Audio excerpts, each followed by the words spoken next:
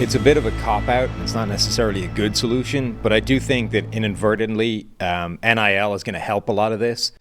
Like, the biggest sort of wrong that I think you can identify is that college athletes don't get paid, right? And running back has probably the lowest average age of peak performance, peak years Yes. that any other position has. So unlike every other position where like their best years are going to be in the NFL where they're getting professional money and they're maximizing income potential, you could argue pretty strongly that a running back's peak years actually take place, at least crossover into his college career. So if that guy's got to play and burn 3 years during college when he's not getting paid, that's where part of the problem arises, right? And if he has a short NFL career, you can argue that guy spent 3 of his prime years essentially working for nothing and then never got to capitalize on that potential. Whereas NIL, where there are potentially bigger stars anyway at the college level, would let that guy earn money during those peak years. Like, one of the things I've seen suggested that I don't hate as an idea is running backs could be allowed to enter the draft before other positions. Like, running back in this, the problem is running backs' peak years are earlier, right? So let's allow them reach professional potential earlier. Adrian Peterson could have walked from a high school football field onto an NFL field and immediately been one of the best NFL running backs. But he had to burn 3 of his best years at Oklahoma before he could even enter the draft. Like, let's just take that away for the running back position because it's the one position where it's basically regularly applicable. That I don't hate. Now, that is an idea that because I agree with you completely. Something that I was going to bring up is the best short-term solution here. And shoot, it might just be the only solution because, again, I think a lot of us talk about this running back conversation and like you did right there, you call it a problem. Right. I don't really know if it's a problem. Like, it's a problem for these guys personally, obviously, because they're trying to get paid as much money as possible. And again, I would love for that to be the case with them. But this is, it is a supply and demand system. So I don't know if it's a problem necessarily, right? It's kind of like things are working the way that they're supposed to work. So it's unfortunately somebody's getting screwed in it. But again, that's kind of like a business thing. Now, I'm morally right. That's like a totally different conversation here where it's tough to really quantify and really talk about that. NIL is going to help, though. And especially with the transfer portal being wide open now, where you don't have to sit a year. You get to transfer and start right away. I think running backs now have an opportunity to, okay, maybe you go to a big school, and if maybe you go to a big school and you get some NIL money there, but you're not really playing, you're not really helping yourself get to the pro level. Maybe you could transfer to a little bit smaller of a school, be a big fish in a small pond somewhere else for that. Maybe get some more NIL money in that case. At least that can help. I think the idea of letting running backs declare early is very intriguing. But it's sort of, to me, a Pandora's box thing because then what are the stipulations that you have on that position, and what is stopping the number 1 overall recruit, Arch Manning, coming out of high school, not playing college football, labeling himself as a running back, sitting and redshirting for 1 year, and then going in the draft and going number 1 because you know he's going to play quarterback, right? So it's kind of one of those things where I love the idea in principle. How would you make it so it's not being completely manipulated to the point where you're basically just getting the top 50 overall recruits in every recruiting class saying that they are an athlete / running back, so they can declare after 1 year instead of 3.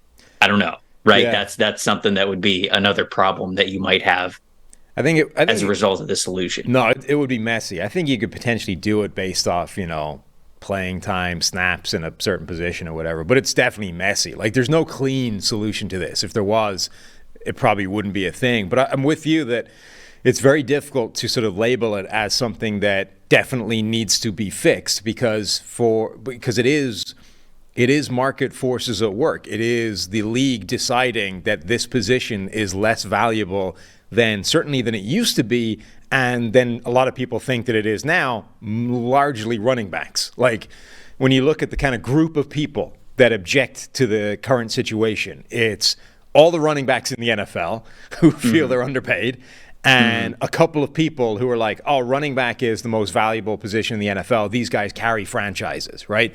Which is the way people used to talk about running backs in the late 90s or the early 2000s. And I would say that most people with a modern understanding of how the NFL works simply don't think that way anymore, at least not until it comes to throwing out a soundbite and saying, oh, these guys are underpaid. What's fascinating to me is something you mentioned before, which is it's sort of the way the game dynamics work at each level of football is it actually creates this glut of running back talent, because the lower down you go, the more important running back is as a position. It's not that running back is not important ever in football. It's that at this level specifically, the NFL, running back is not the primary driver of winning and losing. It's not even necessarily the primary driver of rushing success. Like Najee Harris shows you that, right? If the run blocking is bad, doesn't matter how good the running back is. If he's a first-round superstar out of the SEC in Alabama, he's not going to be able to carry it in his back. That doesn't work in the NFL. But if you put him in a high school team, Najee Harris will carry whatever group of like no-hopers on the offensive line to 2,000 yards and 20 touchdowns. Like, that's the way the game works at the high school level, is to just put your most superstar athlete at running back and let him go to work. Even at the college level, it's closer to that. Like, there's a reason that Reggie Bush is maybe the greatest college superstar of all time, and in the NFL was pretty good and maybe a better slot receiver than he was a running back, because his highlight reel in college doesn't work in the NFL. You can't just like run around until you find a gap and then break it off for 65 yards. NFL defenses are too good.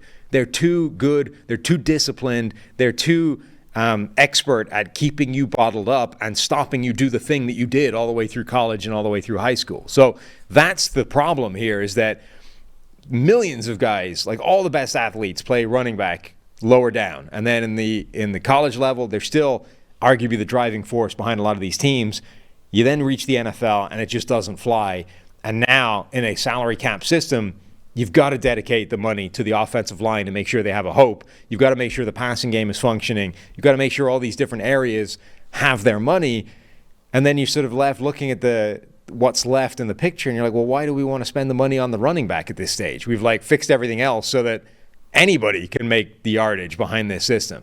So I'm kind of where you are, in that on a personal level, it sucks for running backs, but I'm not actually sure what's happening is a problem that needs to be fixed. Like, sometimes things just suck, but it's the way it is. Like, it doesn't necessarily mean things need to be fixed.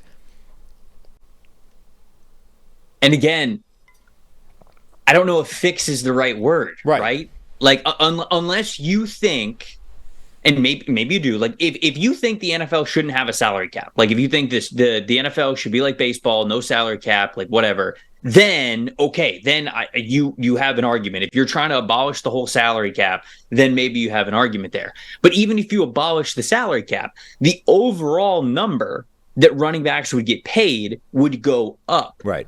The percentage of the pie would probably be kind of similar, because again, it's always going to come down to it's operating like a market. Yeah. And it's not that running backs aren't talented. It's not that these guys don't impact the game. It's just that there's so many good ones. To me, that's the biggest problem. The only way, it's just like the market in any other sort of business. When supply and demand goes up and down, that's when you see things change. There is no supply issue with running backs. Now, of course, you could sit here and say to yourself, there's only one Christian McCaffrey. There's only one Saquon Barkley. And I would agree with you. These guys are the top of their talent for a reason. But how far is the drop-off between them and what would be a middling pro back? Of course, Saquon is better than a lot of these medium-tier running backs. But how big's the drop-off? That's the problem. You know, you go to the other portions of the game. I mentioned quarterback. What's the drop-off between tier one of quarterbacks and a middling quarterback? A lot. A lot. And that's why you pay the extra money. You give a bigger chunk of the salary cap pie to that quarterback, because not only do you love what they can do for you, you're scared of what's coming next. And the problem is, well, again, I'm using the word problem, and I don't know if it's a problem. NFL teams aren't afraid to lose some of even the most talented running backs in the NFL. They're just not afraid to lose them. They'd be terrified to lose their quarterback. They'd be terrified to lose their franchise left tackle, their star edge rusher, their best wide receiver, the difference-making tight end, like whatever it is, because there's not a overabundance of supply of those players who can even give them replacement play. It's not the same conversation with running backs. And unfortunately, it's bringing the guys at the very top down. And it's a glaring difference for what we're seeing at so many other positions, because as the league makes more money every year, as the salary cap continues to go up, a lot of these other positions are growing exponentially, percentage-wise. Running backs aren't, because no matter how high the salary cap is going to get, there's always going to be good running backs who are waiting, just trying to get their chance. Philip Lindsay, obviously, is right, like a great example of that. Goes undrafted, comes in, 2 back-to-back 1,000-yard seasons. Now he's out of the league. How does that stuff happen? It's because there's so many backs that can unfortunately pick up the slack in a position that often gets hurt, right? Because that's an issue too. Yeah, is that for a lot of other positions in the NFL, you don't necessarily give the guy waiting in the wings a chance to prove himself unless you get hurt. Running backs, we already mentioned, a position that has such a physical toll that you are often missing games. By nature, this position allows you to get a look at the guy who's behind you, and he's often pretty damn good. So it just feels as though every way you talk about the current market ecosystem and then talk about running backs within it, it is not going to spit out a formula that has you doling out some really big money to these top guys. And again, it's not because they don't impact the game or they're not talented. Right. There's just a lot of other factors that go into smart money decisions. And I say this all the time. Teams will lie to you about a lot of stuff, right? They'll have rose-colored glasses at how they look at their team. They'll be incredibly optimistic. They'll only speak positive things about the players that they have on their roster or the guys that they draft. They will tell you things here and there, but where teams will not lie is with their money and with their draft picks.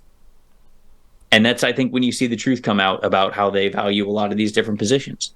The injury thing, I think, is important because that's why the current. But what set this off was the franchise tags, right? 3 guys on a franchise tag, not one of them got a long-term deal before the deadline. And if we rewound a month ago and we were sort of saying, what do you think teams should do? I think certainly this podcast would have said, play out the tag. Let them play the 1 year on the guaranteed deal and then let them walk. Don't give any of these 3 guys the giant Zeke Elliott contract. And this is what's driving it, right? Is that almost all of the last big money, veteran deals to running backs have collapsed in failure almost immediately. Todd Gurley, Zeke Elliott, David Johnson, Le'Veon Bell, all of these big deals were disastrous for the teams that signed them, and that's what they're pulling back from. It's like anybody that comes along that has even a slight hiccup in his career somewhere. So Saquon Barkley, amazing last year, but he's been injured.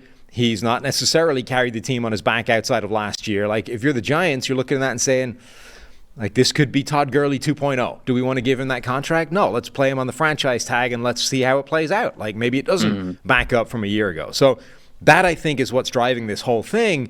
So the move right now appears to become, as a team, let him play out his rookie deal, sign him to a franchise tag, play out 1 more year at a relatively cost control amount, and then let them walk and do it over again, right? And reboot and run the risk that you can replace that guy either in the draft or, as a much cheaper free agent, whatever it is. But if you're a running back, you are a position where the 1 year franchise tag injury risk is a lot more serious than it is for other positions. Like if you're a cornerback, who gets a franchise tag slapped on him, you're not particularly terrified, I wouldn't have thought, of the career-ending injury essentially happening the next year. The thing we always used to hear about with the franchise tag. Oh, you get injured and then your career's done.